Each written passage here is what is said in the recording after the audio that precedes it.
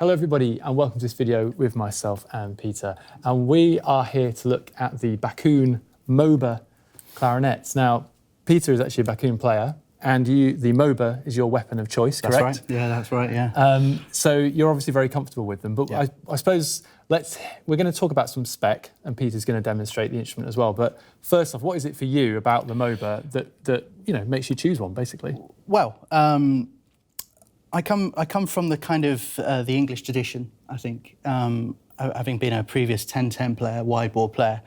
And when I first tried the MoBas, I was immediately struck by the kind of how they emulated that kind of dark, for want of a better word, that sort of dark sound that kind of the English school attained.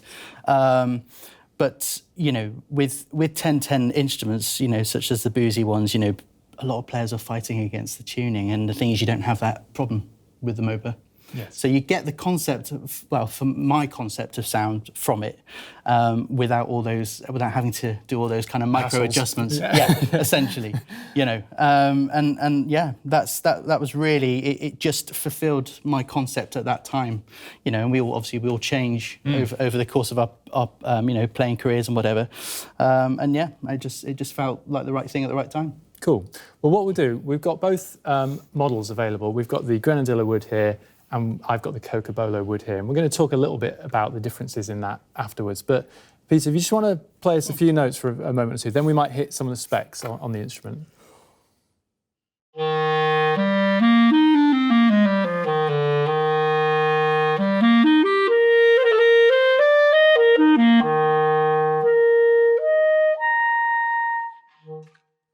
So it's that evenness of tone as well, isn't it? Absolutely. And a depth, a richness. There's a real core to it. Yeah. Real core to the tone, absolutely, yeah. Rich, like you say, rich, even.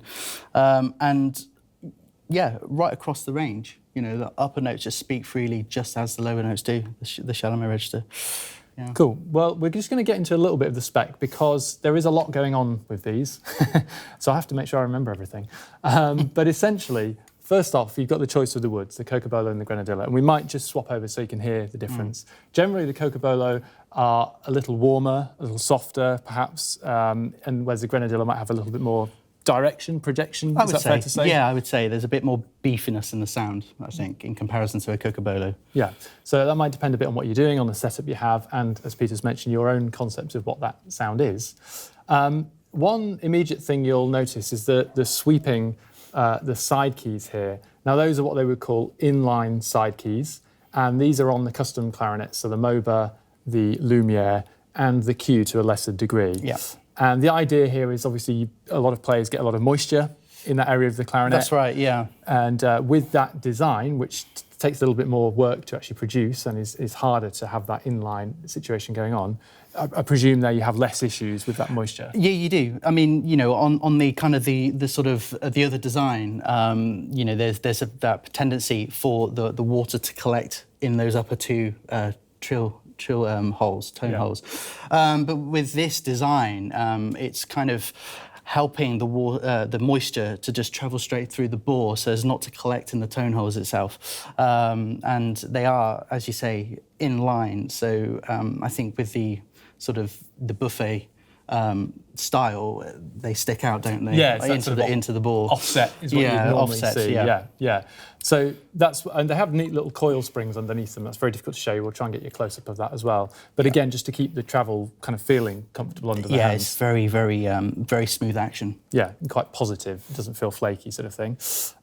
Lots of bits we could touch on, but there is undercutting through the whole bore of the instrument, and there's also a little bit of overcutting going on, specifically on this C, G key. There's just a very slight bevel in and out of that.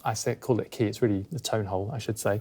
And there's a slight bevel there, which allows you presumably just to manipulate that a little should you need to. And you can kind of shade it if you want to in a kind of sort of half-holing nature of it. But for me personally, I've felt that's a really good guide actually to where the finger needs to land as well. Of course, if you're in the heat of the moment and you're playing something that's fairly rapid, you don't want to be kind of slipping off that or, So, I mean, that's just my personal feeling, really, that overcutting just helps, where your finger... So to exactly, speak. Yeah.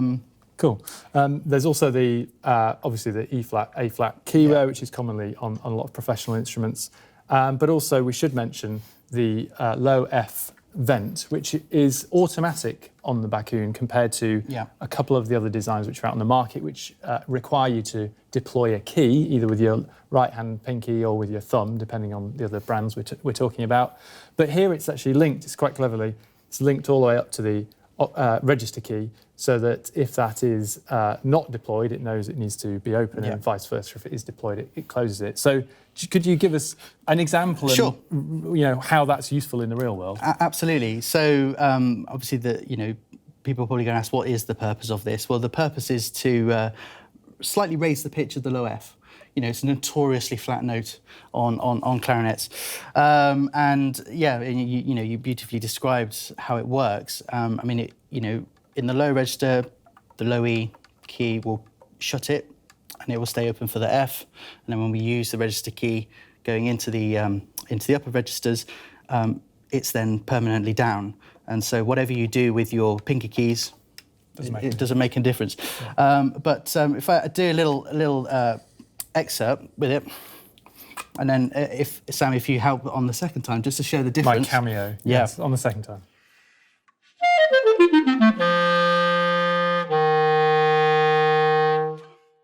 Okay, so that's obviously a little excerpt from the Mozart Clarinet Concerto, and that's a notorious moment for many players if they don't have this automatic low F vent. So if I do that again, and then if you pop the key on, you just hopefully will hear the difference.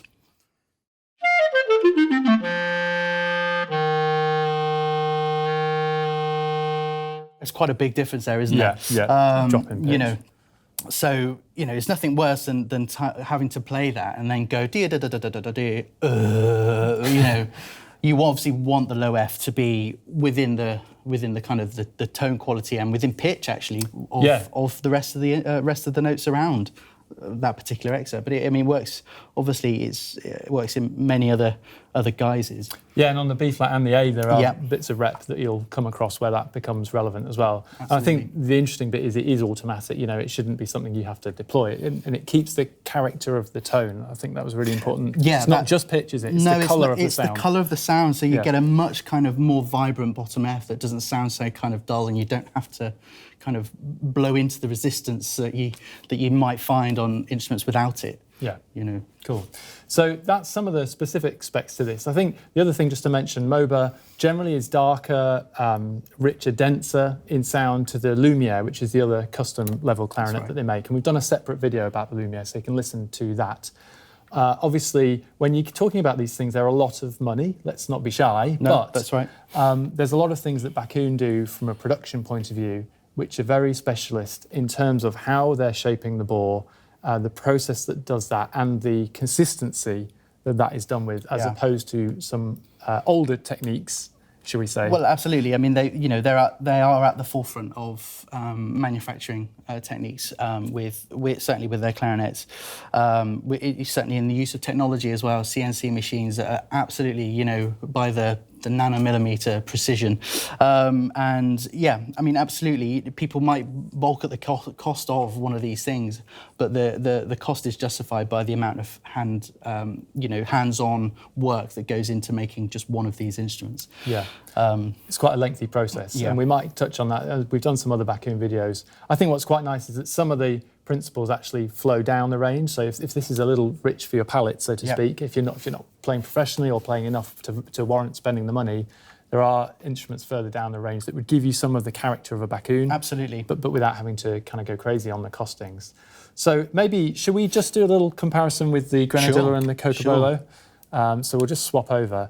And it's worth noting, these instruments both, or any of the custom series, come with two barrels, a 66 and a 65. And the MoBa obviously comes with the MoBa barrel and the MoBa bell. And you can, and I know, Pete, you do this as well. Yes, I do, yeah. Yeah, you can have a Cocobolo barrel, for example, on a Grenadilla body, which might just give a different colour altogether. Absolutely. Yes, the barrels are interchangeable. So as you rightly point out, Sam, I use Cocobolo bell and barrel on my Grenadilla body. And what I found, having played for some years with a full Grenadilla, I found that the Cocobolo just sweetened, it took the edge off the sound. So I didn't lose any sort of the power and the kind of core and depth to the tone that the MoBa produces, but it just took, you know, it just added a little bit of sweetness to it. But I'm aware of also of other Backun players around the world actually that are using Cocobolo bodies with Grenadilla bells and barrels. I've not tried that myself personally, so I don't know exactly what you know, what that would bring to it. But yeah, I mean the Cocobolo, as you say, is a bit sweeter in sound, and it kind of does feel a bit lighter. In comparison, you know, it still has the core and to the sound, but there is just something a bit more kind of lighter about it. Cool. I don't know if I could show that with a little excerpt.